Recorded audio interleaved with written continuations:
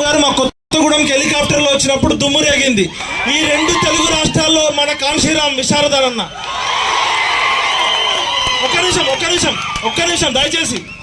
మనం ఇంతవరకు రెండు తెలుగు రాష్ట్రాల్లో రాజ్యాధికారం ఎందుకు రాలేదంటే మనకి పొలిటికల్ ఫిలాసఫీ లేదు, మనకి గురువు లేడు.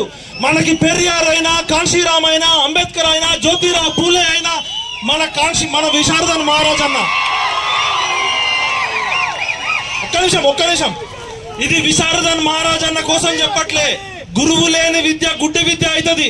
పొలిటికల్ ఫిలాసఫీ ట్రైనింగ్ స్టార్ట్ చేయాల్సిందే.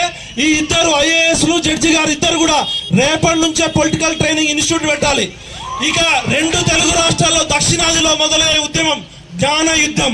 ఇక్కడి నుంచి తీసుకుంటున్న దృఢ సంకల్పం 60% బీసీలను విముక్తులు చేసి బాహుబలులు చేసే ఉద్యమం.